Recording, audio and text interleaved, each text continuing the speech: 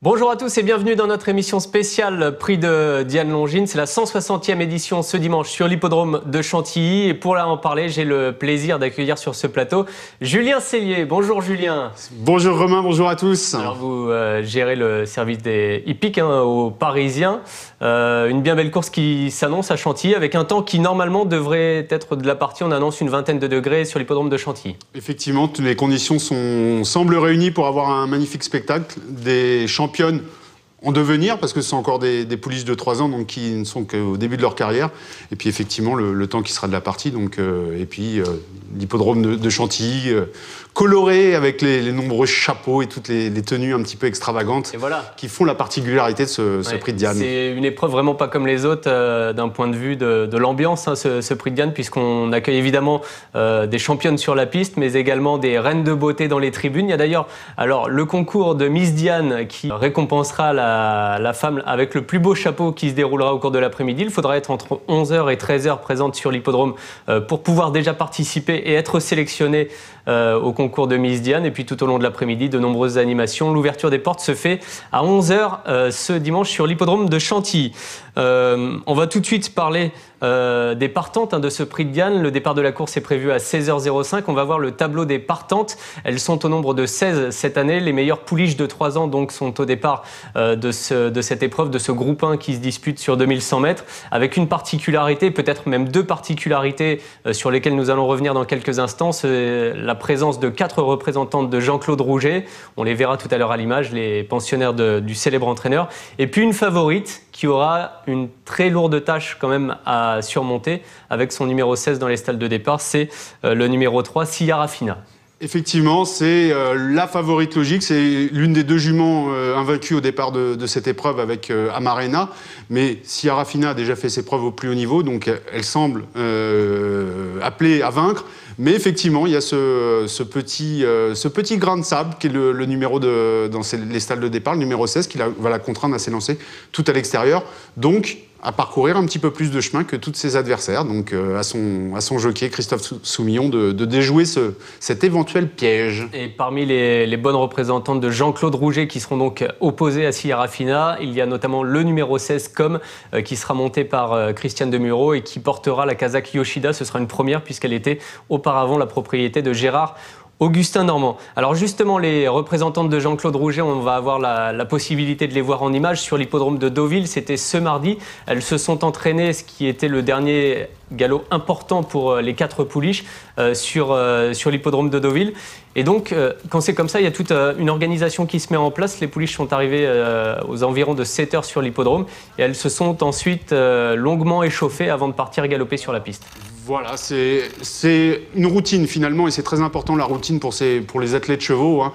Donc on garde un petit peu le même rituel. Donc effectivement, ils tournent au milieu de la piste avant d'aller s'exercer sur la piste. Après, à 5 jours d'un grand événement comme ça, l'essentiel du travail est fait. Et Jean-Claude Rouget a avoué, il dit finalement, c'est plus vérifier que si rien ne va mal, plus que de s'assurer que tout va bien.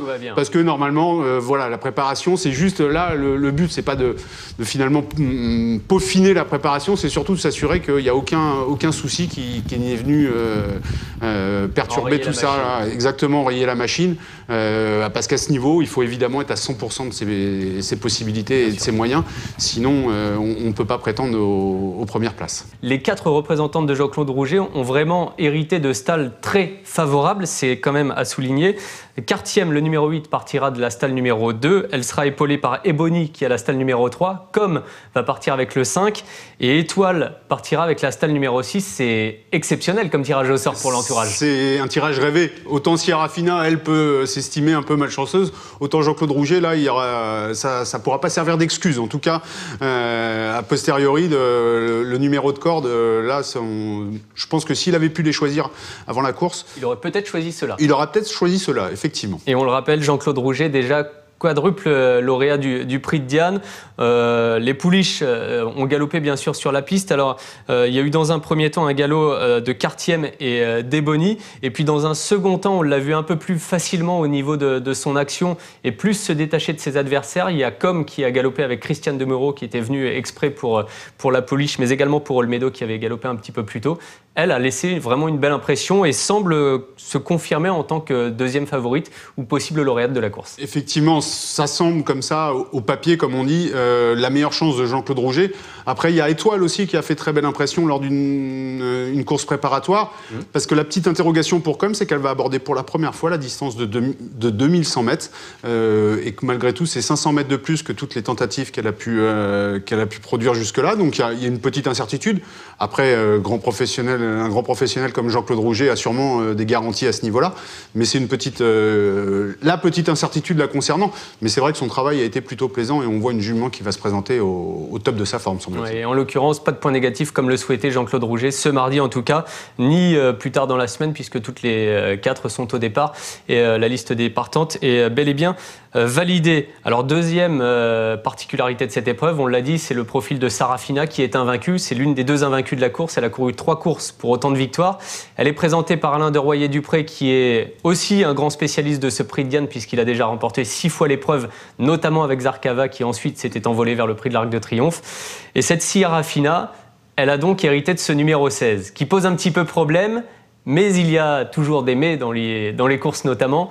Il y a aussi des choses pour nous rassurer, pour rassurer ceux qui vont engager des paris sur ces chances. Eh bien, il s'avère que la dernière pouliche à avoir gagné le prix de Diane avec un numéro 16, voire plus, elle était associée à Christophe Soumillon. C'était Latisse en 2004. Donc Christophe Soumillon, le jockey de Sarafina, connaît la recette pour surmonter ce numéro. Alors après, évidemment, une course ne ressemble jamais à une autre. Mais Christophe Soumillon, depuis le temps, et vu son talent, il a sûrement son idée en tête, il va y réfléchir. Il va bien se garder de nous dévoiler sa tactique, mais on peut penser qu'il a déjà une idée sur la tactique à adopter pour compenser ce léger handicap. Et c'est la légendaire, on peut dire légendaire casaque verte avec les épaulettes rouges de son Altesse Lagacan, qui est le recordman de victoire avec 7 succès en tant que propriétaire, dont 6 avec Alain de Royer-Dupré. Donc un trio, parce que Christophe Soumillon, une équipe qui connaît les ficelles pour gagner cette course. Oui. On a parlé des élèves de Jean-Claude Rouget, on a parlé de la favorite de la course, qui est Sarafina, et qui pourrait, même si la dernière fois quand même, Alain de Royer-Dupré était mesuré quant à sa performance dans le prix Saint-Alary. Oui, c'est tout le paradoxe, parce que le prix Saint-Alary est une épreuve de groupe 1, donc une épreuve importante, c'est le plus haut niveau.